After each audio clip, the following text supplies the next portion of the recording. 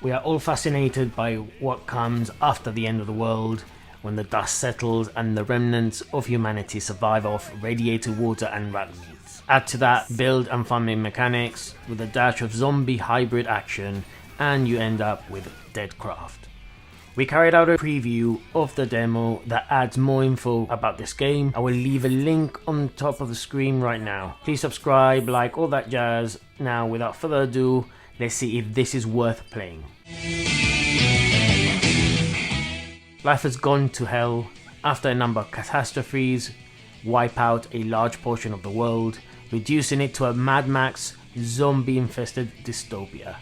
Our protagonist is Reed, a human-zombie hybrid who manages to escape from capture.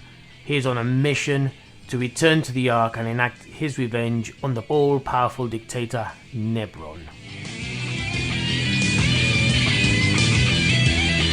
This top-down action RPG will see your character building and wielding a range of melee and ranged weapons, as well as unlocking some destructive zombie powers. The main mechanic is to balance them to acquire different effects, represented as the face icon on the top left corner. This is done by imbibing food and raw zombie parts. Completely filling up the icon with the zombie face will increase your health and attack, but at the cost of your walking speed. You basically become a true zombie. This state allows you to carry out a swatter attack, although doing so will regain some of your humanity, and thus depleting your zombie power. An interesting touch is that bystanders will run if they see you in full zombie form and will attack you as well. On the flip side, becoming completely human will increase your defense and reduce your health. This risk and reward mechanic allows for some interesting playstyles if you consider the myriad of tower defense props he can create and the zombie posse he can have alongside. Reed becomes more of a Dr. Frankenstein necromancer and a force to be reckoned with. The game includes farming of crops and zombies, as cadavers of vanquished humans can be used to build your army. These are buried and irrigated with zombie blood, and a few days later, you will sprout your very own zombie. Fans of George A. Romero and Pikmin should look no further, me being one of them. The gather, grow and build cycle is enjoyable, with each new unlocked item or power giving the player more ways to cause mayhem. The game does have a few flaws. I personally found the combat slightly lackluster, as some of the landing hits lacked the sort of tactile sense upon impact.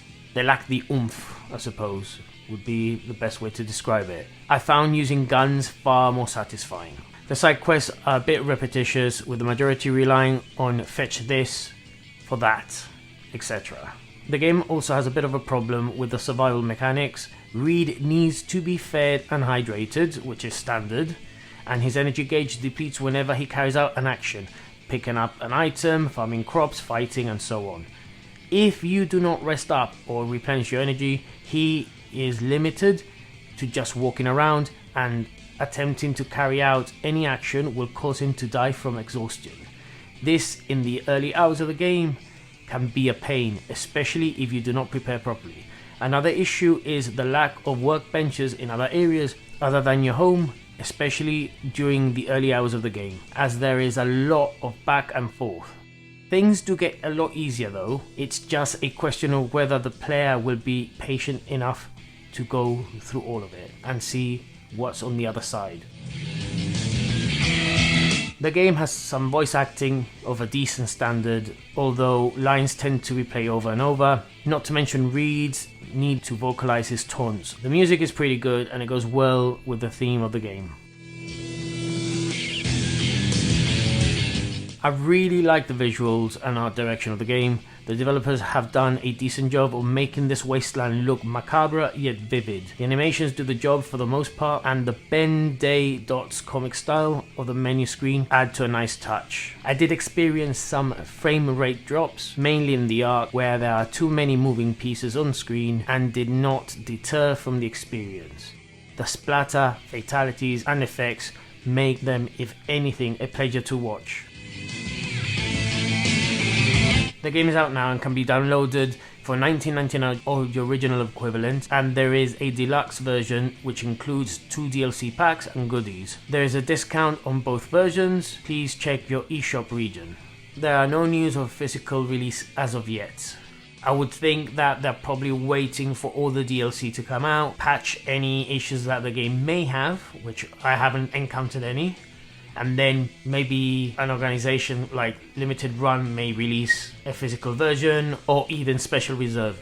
Right, this is the part that you're interested in, what I really think. I really enjoyed the demo and the full game overall. There are a few flaws, but not enough to stop me playing. There is enough here to keep you experimenting with zombies and weapons.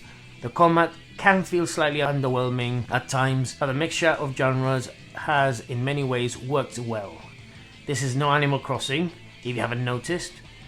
It's more like Stardew Valley if it was M-rated for mature and took place in a zombie/Mad Max wasteland.